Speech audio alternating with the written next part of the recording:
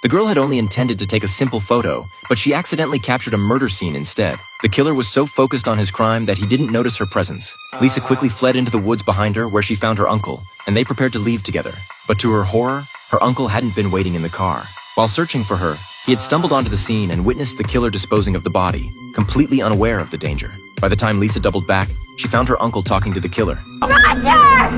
No! The moment her uncle turned around, the killer suddenly shot him down. Then, the killer aimed his gun at Lisa. Just as he was about to pull the trigger again, her camera caught his attention. That brief hesitation gave Lisa her chance, and she immediately turned and ran for her life. In her panic, Lisa stumbled into a farmhouse. The owner, Will, saw the terror on her face and urgently asked what had happened. What happened? Somebody hurt?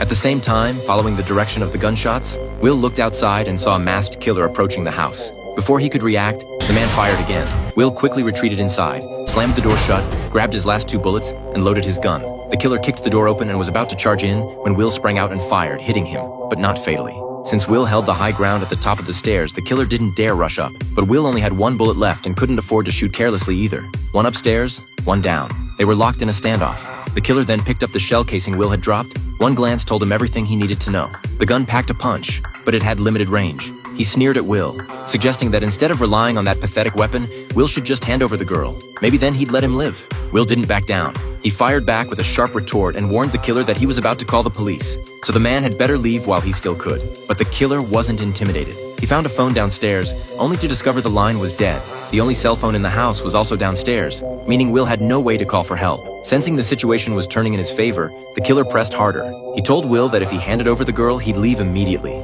Then he cleaned his wound with some alcohol and heated a knife until it glowed red, gritting his teeth through the pain as he cauterized the injury. Meanwhile, Will was making his own preparations upstairs. He wrapped a light bulb in a towel and crushed it. As Lisa watched in confusion, he scattered the glass shards across the stairs. This way, if the killer tried to come up, Will would hear him and buy himself some reaction time. After treating his wound, the killer grew impatient. He started firing randomly at the house, trying to pressure Will into giving up. But those 2 gunshots were heard by police officers who happened to be near the original crime scene.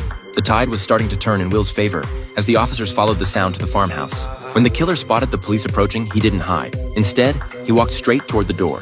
He didn't open it right away. He put on his mask and waited, ready to greet whoever knocked. The moment he heard the knock, he fired through the door without hesitation. The thud that followed confirmed his attack had landed. When the door swung open, a young officer lay on the ground. Upstairs, Will and Lisa were trying to escape in the chaos. But as soon as Lisa ran downstairs, the killer spotted her. Their eyes met, and she froze in terror before scrambling back upstairs. The killer dragged his injured body outside, intending to fire at Lisa, only to find he was out of ammo. At that moment, the fallen officer seized his chance and drew his pistol to fight back, but failed. The killer knocked him unconscious and took his weapon. The killer then drove the patrol car into the shed to hide it, hoping to avoid attracting more police. But this move gave Will an opening. He slipped out through a side door, aimed his gun at the killer emerging from the shed, and warned him to leave immediately, or he'd shoot. The killer wasn't fazed. He taunted Will instead, clearly having figured out that Will only had 1 bullet left. Otherwise, he would have already pulled the trigger. The longer their standoff dragged on, the more certain the killer became. Suddenly, he raised his gun, and Will had no choice but to retreat back inside.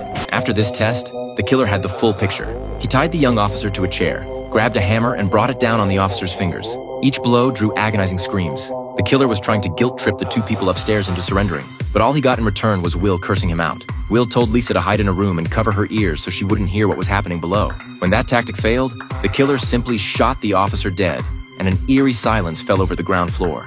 Will assumed the killer had given up and left. He cautiously crept down the stairs to check, but when he reached the first floor, all he found was a pair of boots on the ground. He immediately realized something was wrong. The killer must have snuck upstairs. Sure enough, he spotted a ladder propped against the house leading to the 2nd floor. Meanwhile, Lisa heard movement upstairs and thought it was Will returning. Instead, she came face to face with the killer. Just as disaster seemed inevitable, Will rushed back in time. Caught off guard, the killer tumbled down the stairs and landed on the broken glass he'd scattered earlier, howling in pain. Will couldn't resist throwing in a mocking remark. That had to hurt! But his satisfaction didn't last long. Enraged, the killer nearly set the whole house on fire, but then changed his mind and flicked off the lighter. He pulled out Will's phone instead.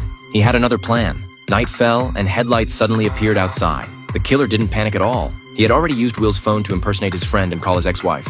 The person arriving was Will's ex-wife, and the killer was using her as leverage to force Will to hand over Lisa. This hit Will where it hurt most, and he found himself caught in an impossible choice. Please, you promise. Follow! You promise. In the end, Will handed the gun to Lisa, told her to shoot the moment she saw the killer, and went downstairs himself to try to save his ex-wife. Will told the killer that if he wanted the girl, he could go upstairs and get her himself.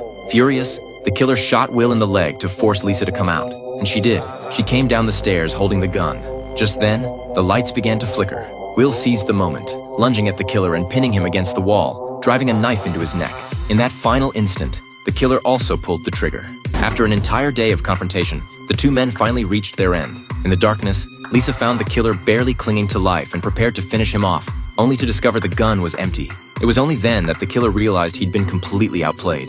The gun Will had been holding the entire time was never loaded. And just as Lisa believed Will had died, the man who had fought so hard to protect her slowly opened his eyes.